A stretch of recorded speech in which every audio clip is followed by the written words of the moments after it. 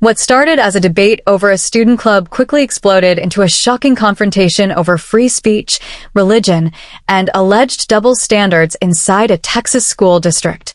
In this heated hearing, Congressman Brandon Gill presses a high school student who claims his Republican club was blocked while other ideological groups received special treatment. And the testimony only gets more intense when allegations of death threats and administrative silence are brought into the spotlight. Thank the gentlelady from Washington. I'll now recognize my friend and colleague from the great state of Texas, Mr. Gill. Thank you, Mr. Chairman, and thank you for holding a very important hearing, and thank you to the witnesses for taking the time to come here. Mr. Hunter Lopez, I'd like to better understand your story. I think it's important, and thanks for being here and being boldly telling us about what happened. Can you tell us what are the requirements to create a student club at your school? The requirements are to have 10 members, a teacher that's willing to sponsor, and a room to meet. And did the Republican club that you formed meet those requirements? We did on day one. It did, and was your club allowed to be created? No, we were actually notified that we were denied due to political nature, even though other ideological groups, including groups promoting gender-affirming ideology, were approved. Why do you think the school had such a sort of obvious double standard? I'm not sure if it's the educational establishment. It could be any of those. It could be the principals that have been in the system for a while. They just don't want conservative values. I think it's a trend we've seen with, how Charlie Kirk was on campuses and on high school campuses. I think that they think conservative values are a threat because they're true. And how has the school administration either encouraged or supported World Hijab Day? Our principal actually wore the hijab 2 years in a row that we know of. It could be more. She's posted it, promoted on social media, saying she, quote, loved it, all caps. And they're just promoting these events like nothing, but our club, on the other hand, has to receive strict, first of all, we weren't approved in the first place, and then once we were the only club that couldn't have other privileges that other groups had, and they took down our posters. And so there's just a lot of things, and this double standard clearly to favor the Islamic group. Is it true that your school's libraries offer Islamic literature, like the Quran and other things? Yes, so McMillan Junior High and Wiley ISD offers a Quran, but no Bible available. But no Bible. So there's a Quran, but the Bible's not allowed. Correct. Is that true in multiple libraries? From what I know, confirmed, it's McMillan Junior High is one that I know of. I can look at the other libraries and submit them to you if I find any other findings. Okay. Have you talked to the school about why they would allow a Quran but not a Bible?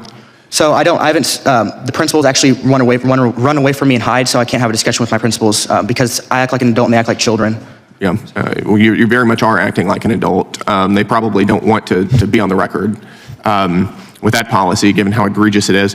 When clubs such as your sponsor visitors to come to the school and speak about club interests, whatever they are they subject to security screenings? So when our club has guest speakers, including a state representative or a congressman, we have to submit 2 weeks in advance paperwork. We have to submit a week in advance background check. We have to submit their staff if they're coming. All these lengthy processes. I often have to miss my lunch period and skip lunch, skip a meal to fill these out. But on the other hand, the Islamic group got favorable treatment. Okay, yeah. What were the security protocols that were in place for the Islamic group? From what I know, none. None? From what I know. So typically you have to go through a lengthy background process, but this Islamic group didn't have to. Correct. Obviously, they didn't background check, the organization because it has multiple terror links, and they didn't.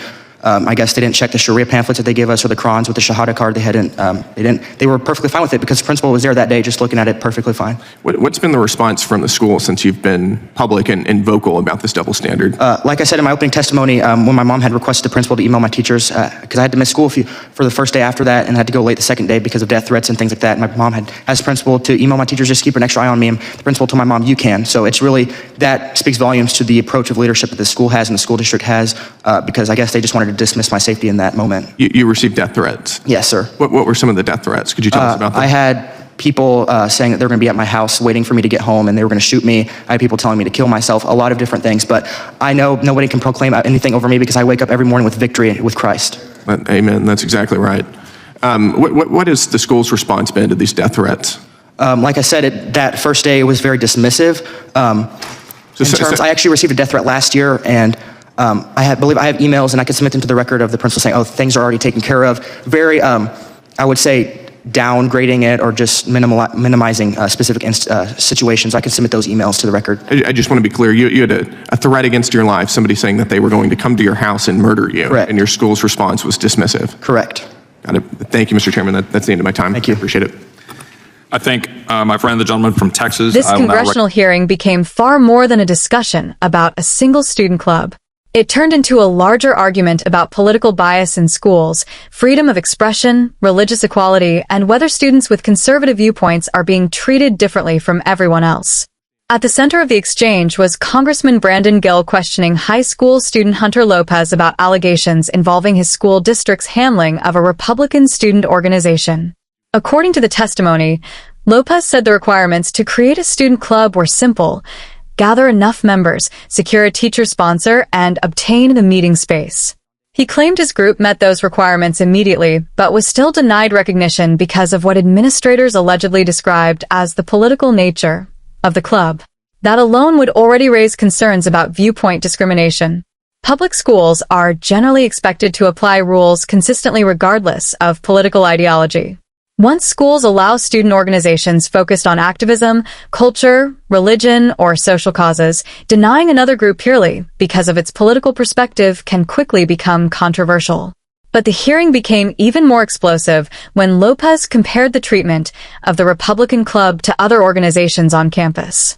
He alleged that certain groups promoting progressive or religious events received support and visibility from school officials, while conservative students faced stricter scrutiny and limitations. One particularly sensitive issue involved World Hijab Day activities. Lopez testified that school administrators openly promoted those events while, in his view, conservative students faced resistance and tighter restrictions. He also raised concerns about school library materials, alleging that one library carried a Quran while not offering a Bible. Now, issues involving religion in schools are always legally and politically complicated. Public schools must avoid endorsing one religion over another, but they also cannot discriminate against religious expression. That's why accusations of unequal treatment immediately become flashpoints in the culture war debate happening across America right now. The hearing also touched on guest speakers and event policies.